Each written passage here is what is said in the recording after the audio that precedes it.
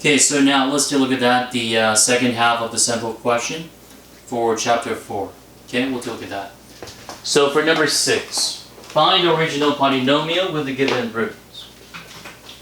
Okay, so anytime they see that the given root, so we have negative 2/3, so one rational. And we do have one given imaginary or complex solution, the complex root. So remember that the conjugate theorem.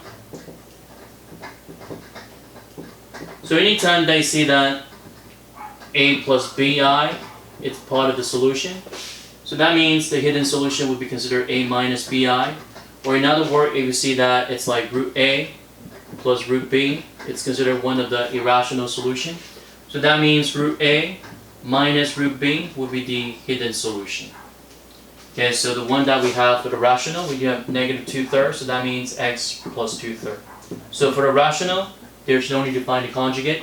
But anytime they see the binomial, the conjugate like this, so that means the opposite of this, it's also the hidden root.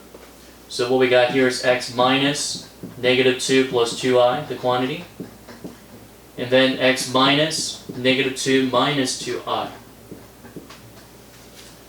So for those who might be wondering the way to multiply this, well, certainly you can FOIL. But it's a trinomial times a trinomial. It's a little bit complicated to FOIL. So what I'd like to do, you can always regroup this. So the way to regroup them, so it's like x plus 2 because negative times negative, which is positive. And then subtract 2i. Negative times positive, which is negative. And then for the other part right here, the second group. Similar, so it's x plus 2. And then plus 2i. And as you can see that there's a pattern given, which is considered the difference of 2 squared. So once you multiply it out, so this one, well, we'll just leave that x plus 2/3. And then for the trinomial, we do have x plus 2, quantity squared, minus 4i squared. And then the rest of this, you can always expand it. So it's a binomial expansion, or you can FOIL it. So it's x squared plus 4x plus 4, and then plus 4. I squared, it's always considered negative 1. So combine the like term, and then the rest of this you can always FOIL. So x squared plus 4x plus 8. So we do have a binomial multiplied by the trinomial. Distribute, so x times x squared, x to the power 3, x times 4x, so positive 4x squared. X times 8, positive ax, 2/3 times x squared, so that will give you 2/3 x squared, and then 2/3 times 4x, so that will give you 8 over 3x, and then 2/3 times 8, then that will be considered 16 over 3. So you might be wondering, there's some fraction here. Yes, so we're dealing with fractions, but no need to be afraid of the fraction here. So x to the power 3. And then plus 4x squared plus 2/3 x. You can put in plus 4 and 2/3 x squared. So ax plus a/3 x. So a/3 is considered 2 and 2/3. Well, let's see. Yes, so 2 and 2/3. So 10 and 2/3 x. And then plus 16 over 3. So we do end up with the cubic polynomial. Alright. So now for number 7, so evaluate f of c by using the remainder theorem. Okay, so the remainder theorem. Okay, so let me just set up one problem here. So this one is just the instruction. So let's say we do have something like, okay, so for f of x, okay, let me take a look at the problem here real quick.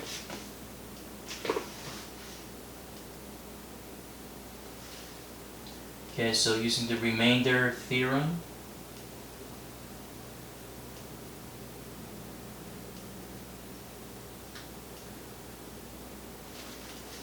So let's say we do have f of x, so that equals negative 3x to the power of 6.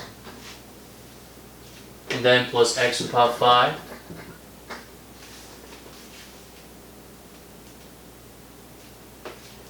plus 6x to the power of 4, and then plus ax to the power of 3. Okay, let's see what else. Minus 2x squared,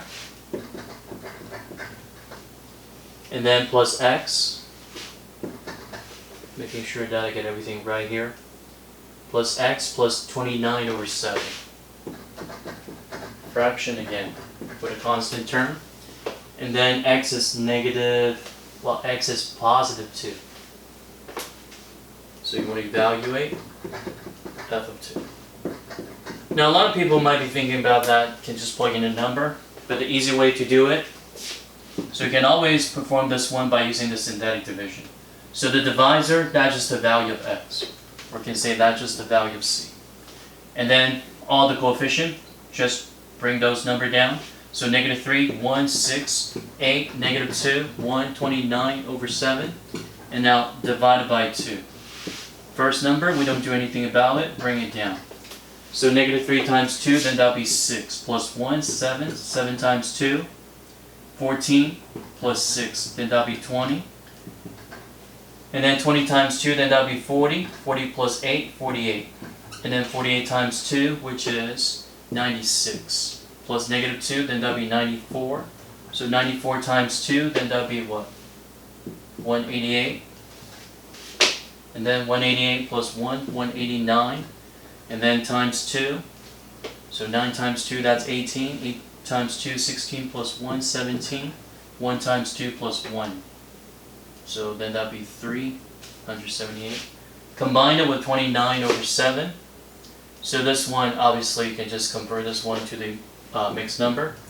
So 29 over 7, convert it. So then that'll be considered 4 and 1 over 7.